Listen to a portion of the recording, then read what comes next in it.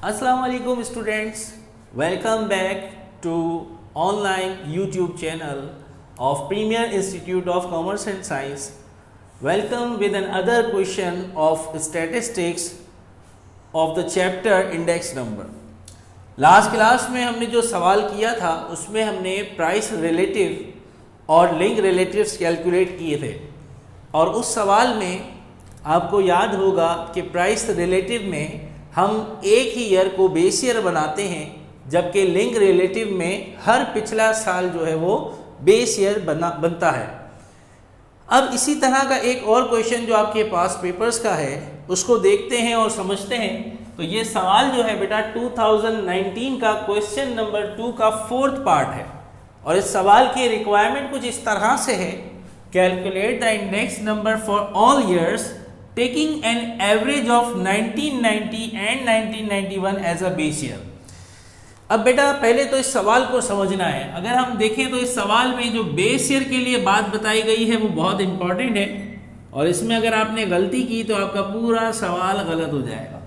इस सवाल में इसने बेस ईयर किसको लेने के लिए कहा है? इसने ये नहीं कहा कि 1990 को बेस ईयर लीजिए और ना ही इसने ये कहा कि 1991 को बेस ईयर लीजिए जैसा हम पिछले सवालों में करते थे।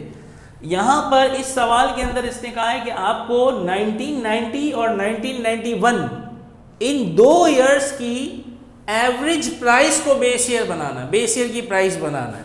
यानी एज एन बेस जो है आप बेस के तौर पे क्या लेंगे? आप बेस के तौर पे कोई एक ईयर की प्राइस नहीं लेंगे बल्कि 2 ईयर्स की प्राइस की एवरेज को बेस बनाएंगे।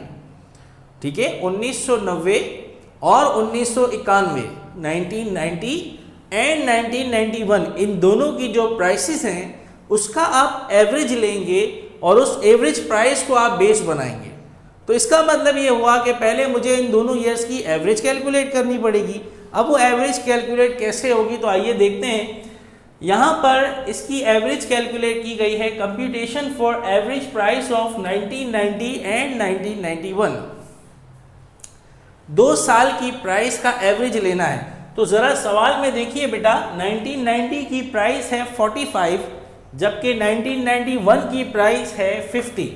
तो इसका मतलब अगर मुझे इन दोनों की एवरेज लेनी है तो एवरेज लेने का तरीका क्या है?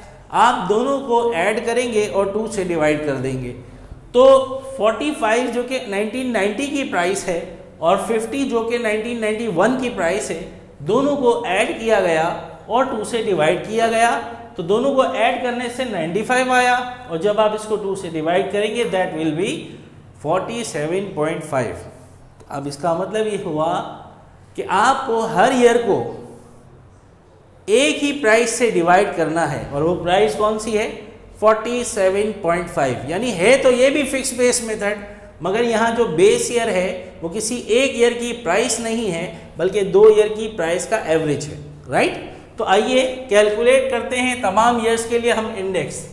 अब जब 1990 में मौजूद हूँ मैं तो अब हमारे लिए 1990 करंट ईयर है मगर बेस ईयर 1990 नहीं है। अब बेस ईयर की प्राइस ये है 47.5। तो मैं क्या करूँगा, as per formula of index current year की प्राइस हम ऊपर लिखते हैं और बेस ईयर की प्राइस से उसको डिवाइड करते हैं और मल्टीप्लाई बाय 100 करते हैं। तो करंट ईयर क्योंकि 1990 है और उसकी प्राइस है बेटा 45 जबकि बेस प्राइस है 47.5, वो हमने यहाँ पे डिवाइड किया और उसको मल्टीप्लाई बाय 100 कर दिया तो ये आ गया हमारे पास 94.73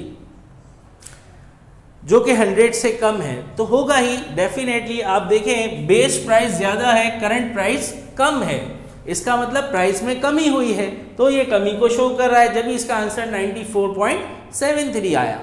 फिर इसके बाद आते हैं 1991 की तरफ। 1990 में आपके पास करंट ईयर की प्राइस है 50 रुपये जबकि बेस आपका वही है 47.5 मल्टीप्लाई बाय 100 दैट इज 105.26। यहाँ आप देख सकते हैं बेस प्राइस कम है और करंट प्राइस जो है वो ज़्यादा है, दैट इज़ वाई इसका आंसर अबव 100 आया है जो कि इस प्राइस में इंक्रीमेंट को शो करता है।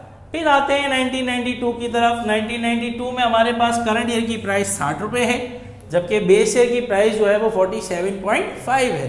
तो हमारा जो आंसर है 60 divided by 47.5 into 100 that is 126.5 32। इसी तरह से हर ईयर के लिए आपको इंडेक्स कैलकुलेट करते जाना है।